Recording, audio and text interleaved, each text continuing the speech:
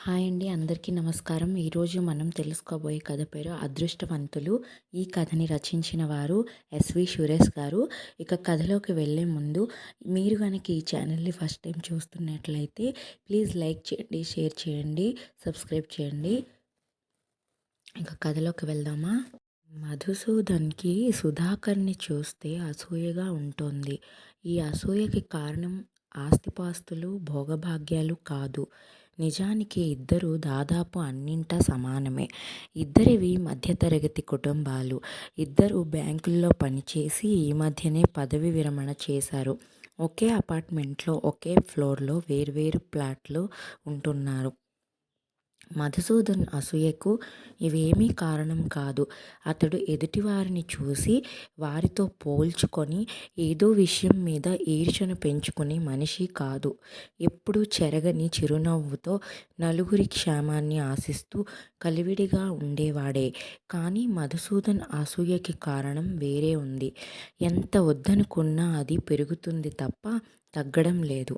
ప్రతి 2-3 రోజులకి ఒకసారి సుధాకర్ కుటుంబంలోని ఏదో ఒక విషయం తనకి తెలియడం వల్ల తనలోని అసూయ ఇంకాస్త పెరుగుతుండటం మధుసూదన్కి తెలుస్తూనే ఉంది. ఇది మంచిది కాదని తెలిసినా మధుసూదన్ తనలో అంకురించిన ఈ భావనను అణచలేకపోతున్నాడు. ఆ ఒక్క విషయంలో తప్ప మధుసూదన్కి సుధాకర్ పైన, అతని కుటుంబం పైన ఏ విధమైన ఫిర్యాదు లేదు. ఇద్దరు దాదాపుగా ఒకేసారి బ్యాంకు ఉద్యోగాల్లో ప్రవేశించారు. వేర్వేరు బ్యాంకుల్లో పనిచేస్తున్నా ఒకే అపార్ట్మెంట్లో ఫ్లాట్స్ కొనుక్కున్నారు. రెండు కుటుంబాల తరచూ కలుస్తూనే ఉంటాయి. ఒకరి ఫ్యామిలీ గురించి మరొకరికి బాగా తెలుసు. ఉద్యోగాల నుంచి రిటైర్ అయిన తర్వాత ఇద్దరు సమయం దొరికిన రోజు మార్నింగ్ వాకింగ్కి వెళ్తున్నారు. ఆ సమయంలో సుధాకర్ చెప్పే విషయాల వల్లనే ఈ మధ్య మధుసూదన్లో అసూయ మొదలైంది. ఆ రోజు మార్నింగ్ వాక్లో కలిసినప్పుడు సుధాకర్ చెప్పాడు, మధు, ఈరోజు మా మనవడి పుట్టినరోజు. సాయంత్రం సరోజను తీసుకొని రావాలి. దగ్గర వాళ్ళనే పిలుస్తున్నాం. ఎక్కువ మంది ఉండరు. నువ్వు సరోజ రాత్రికి భోజనం చేసి వెళ్ళాలి అని మరీ చెప్పింది లలిత అన్నాడు. మధుసూదన్ ఆలోచనలో పడ్డాడు. సుధాకర్, లలిత దంపతులకు ఒక కొడుకు, ఒక కూతురు. ఇద్దరికీ పెళ్ళిళ్ళై కూతురు, అల్లుడు కెనడాలో ఉంటారు. కొడుకు, కోడలు సుధాకర్, అతని భార్య లలిత ఒకే ఫ్లాట్లో కలిసి ఉంటారు. సుధాకర్ మనవడికి ఇప్పుడు 2 ఏళ్ళు. కొడుకు, కోడలు ఇద్దరు ఉద్యోగాలు చేస్తున్నారు. ఏం మధు, మాట్లాడవు? సాయంత్రం ఏదైనా పని ఉందా? పోనీ బర్త్డే పార్టీని వాయిదా వేయించమంటావా? నవ్వుతూ అడిగాడు సుధాకర్. అదేం లేదు సుధాకర్, సాయంత్రం అమెరికా నుంచి వినయ్, హాసిని కాల్ చేస్తారు. వీకెండ్ కదా అన్నాడు మధుసూదన్. ఏదో విధంగా తను వాళ్ళ ఇంటికి వెళ్లకుండా తప్పించుకోవడం మంచిదని పించింది. లేకపోతే అనవసరంగా తనలో అసూయ ఇంకా పెరుగుతుందేమో అన్న భయం ఏర్పడింది మధుసూదన్కి. భలే వాడివే, మీరు రాకపోతే ఎలా? అసలు వేడికే జరగదు. లలిత ఊరుకోదు. అబ్బాయి రవి, కోడలు చంద్రిక బాధపడతారు. మనం ఎంత క్లోజో వాళ్ళకి తెలుసు. నిష్కల్మషంగా అంటున్న సుధాకర్ మాటలకి మధుసూదన్ కాదనలేకపోయాడు. సాయంత్రం సుధాకర్ ఫ్లాట్ కోలాహలంగా ఉంది. కొద్దిమందే కదని బర్త్డే వేడుకలు ఇంట్లోనే పెట్టుకున్నారు. లేకపోతే ఫ్లాట్స్ కింద 50 మంది పట్టే హాల్ ఉంది. సుధాకర్, అతని భార్య లలిత, మధుసూదన్, సరోజలను నవ్వుతూ ఆహ్వానించారు. సుధాకర్ కొడుకు రవి, కోడల చంద్రిక ఇద్దరు దగ్గరకు వచ్చి నమస్కారం చెప్పారు. వాళ్ళ 2 ఏళ్ల బాబు విరూప్ ఇంతమందిని చూసి మారం చేస్తున్నాడు. పక్కనే టేబుల్ పైన కేక్ సిద్ధంగా ఉంది. ఇంకా తమతో పాటు 2-3 ఫ్లాట్ల వాళ్ళు, సుధాకర్ బంధువులు 4-5 ఉన్నట్టు మధుసూదన్ గమనించాడు. అందరూ వచ్చినట్టే, ఇక మొదలు పెట్టండి అన్నాడు సుధాకర్ కొడుకు రవితో.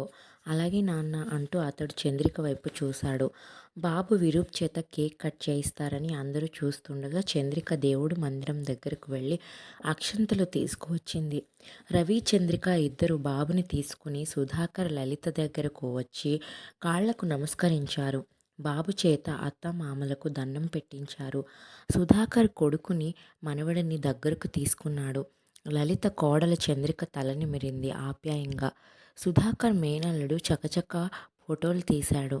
ఈ దృశ్యాన్ని చూస్తున్న మధుసూదన్ కళ్ళల్లో సన్నటి నీటి తెర. సుధాకర్ ఎంత అదృష్టవంతుడు! ఒక్కగానొక్క కొడుకు, దగ్గరే ఉన్నాడు. కుటుంబంలో కలిసిపోయిన కోడలు, బంగారం లాంటి మనవడు. ఇంతకంటే అదృష్టం ఏం కావాలి? తనకా అదృష్టం లేదు. తన కొడుకు వినయ్ పెళ్లి కాగానే భార్యతో కలిసి అమెరికా వెళ్ళిపోయాడు. వాళ్లతో పాటు తన మనమరాలు భవ్యను చూసేది వీడియో కాల్లోనే.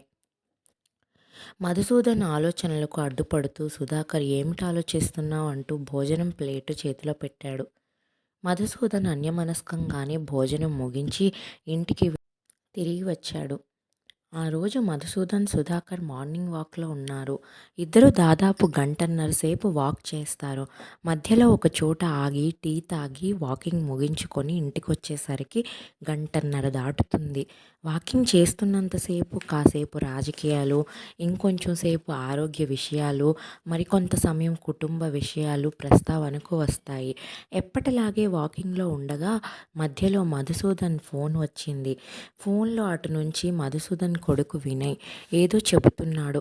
ఇటువైపు నుంచి మధుసూదన్ వాదిస్తున్నాడు. ఇప్పుడు వద్దు వినయ్, మొన్ననేగా టెస్టులన్నీ చేయించుకున్నది. ఇందులోనూ ఏమీ తేడా లేదు. మళ్ళీ అప్పుడే ఎందుకో అనవసరంగా ఆ డయాగ్నోస్టిక్ సెంటర్ వాళ్ళకి డబ్బులు తగలేయడం అంటూ మధుసూదన్ కొడుక్కి నచ్చచెప్పే ప్రయత్నం చేస్తున్నాడు. కానీ వినయ్ ఒప్పుకుంటున్నట్టు లేడు. చివరికి మధుసూదనే సరేరా, నీ తృప్తి కోసం అమ్మ నేను టెస్టులు చేయించుకుంటాం అంటున్నాడు అయిష్టంగానే.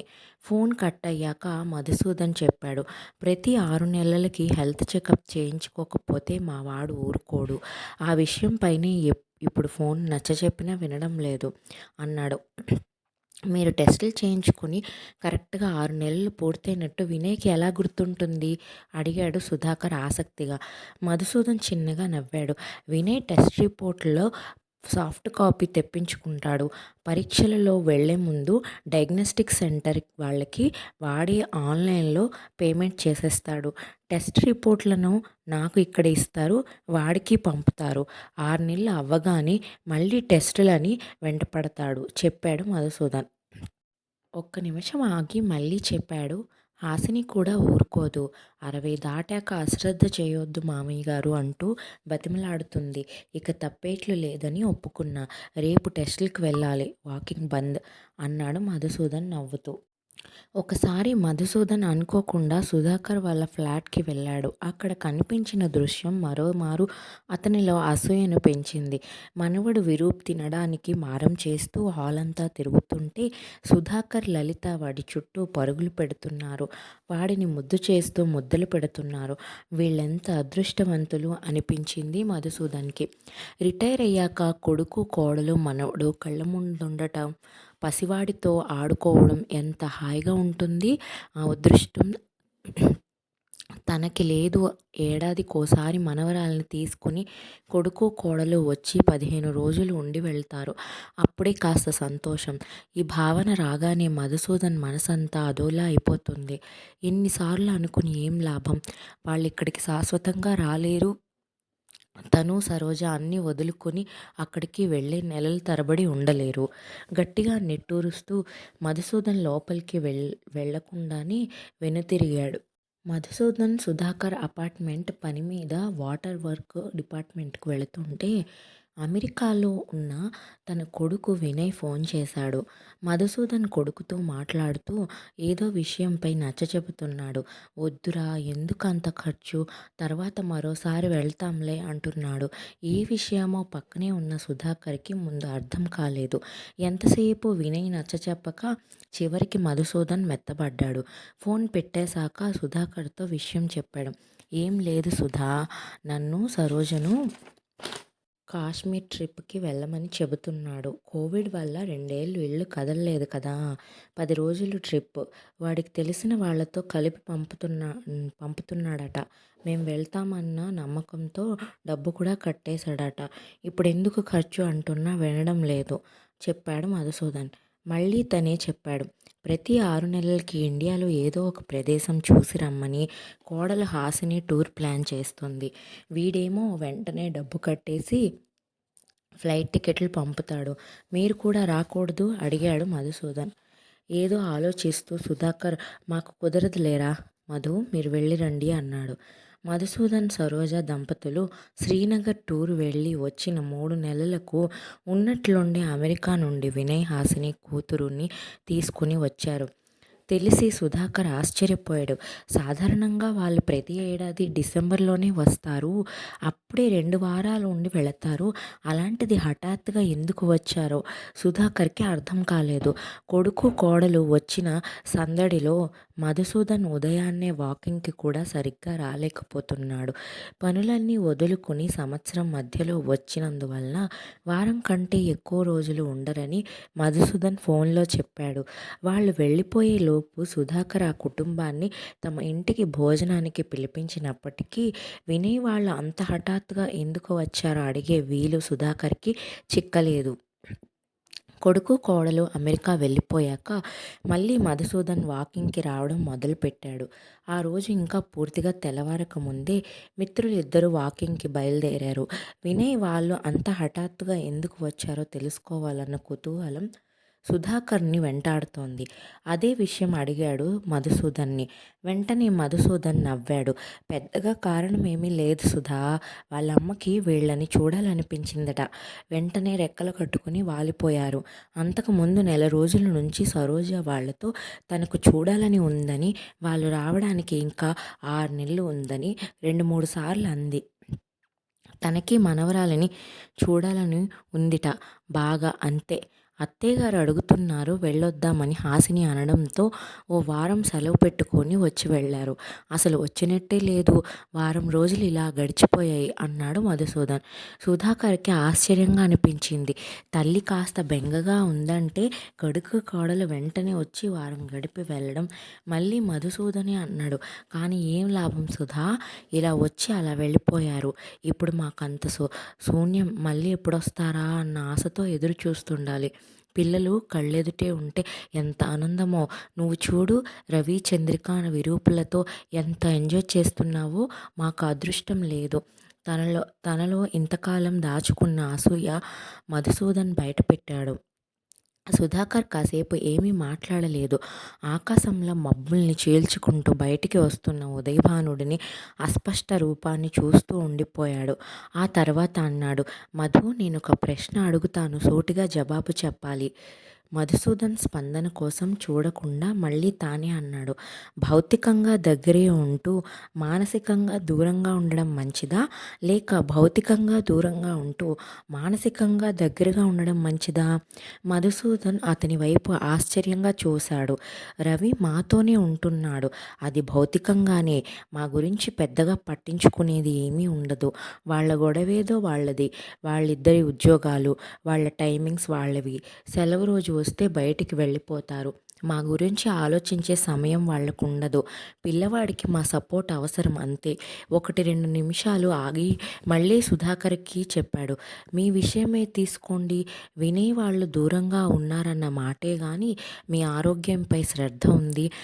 రిటైర్ అయ్యాక మీకు ప్రతిరోజు ఆనందంగా ఉండాలన్న కాంక్ష ఉంది. మీరు ఎప్పుడైనా కాస్త బెంగపడితే తాము దూరంగా ఉన్నామన్న ధ్యాస మీకు రానియకుండా ఎప్పుడైనా ఇండియా వచ్చి వెళ్ళటానికి మానసికంగా సిద్ధంగా ఉండే మనసు ఉంది. మీ ప్రతి అవసరాన్ని గుర్తించి ఎప్పటికప్పుడు స్పందిస్తున్నారు. వాళ్ళు కేవలం మీకు భౌతికంగా దూరంగా ఉన్నారే తప్ప మానసికంగా మిమ్మల్ని అనుక్షణం అంటిపెట్టుకుని ఉన్నారని నాకు అనిపిస్తుంది. మబ్బుల్ని దాటుకుంటూ వస్తున్న లేత భానుడిని చూస్తూ మౌనంగా ఉన్నాడు మధుసూదన్. సుధాకర్ ఇంకా మాట్లాడుతున్నాడు. మేమందరం కలిసి ఉన్నామనే గాని రవి, చంద్రిక ఇప్పటి వరకు మాకు మానసికంగా దగ్గర కాలేదు. మా ఇబ్బందులు వాళ్ళకి తెలియవు. చెబుదామని ప్రయత్నించినా వినేందుకు ఆసక్తి చూపరు. మేము ఆరోగ్య పరీక్షలు చేయించుకుని 1.5 ఏళ్ల అయింది. అడిగేవారు లేరు. పైగా బాగానే ఉన్నాం కదా అనుకుంటారు. ఎంతసేపు అబ్బాయికి కోడలికి వాళ్ళ పనే తప్ప ఈ వయసులో తల్లిదండ్రులుగా మేం కోరుకునే ఆనందాన్ని, ఆసరాను మాత్రం ఇవ్వలేకపోతున్నారంటే నువ్వు నమ్మగలవా? ఇది నేను ఫిర్యాదుగా చెప్పడం లేదు. మీ వాడు దూరంగా ఉన్నా నని బాధపడుతున్నావని చెప్పకూడని మా ఇంటి విషయాలను చెబుతున్నాను. నిట్టూరుస్తూ ఆపాడు సుధాకర్. భౌతికంగా దగ్గరే ఉంటూ మానసికంగా దూరంగా ఉండడం మంచిదా? లేక భౌతికంగా దూరంగా ఉంటూ మానసికంగా దగ్గర ఉండడం మంచిదా? సుధాకర్ ప్రశ్న మధుసూదన్ చెవుల్లో గింగురుమంటోంది. మబ్బులు తొలగిపోయాయి. దూరంగా బాలభానుడు ప్రకాశిస్తూ కనిపిస్తున్నాడు. మధుసూదన్ కళ్ళనిండా నీళ్లు వర్షించడానికి సిద్ధంగా ఉన్నాయి. మొన్ననే వచ్చి వెళ్ళిన కొడుకు, కోడలు, మనవరాలు చిరునవ్వులు చిందిస్తూ మనోఫలకం మీద కనిపిస్తున్నాయి.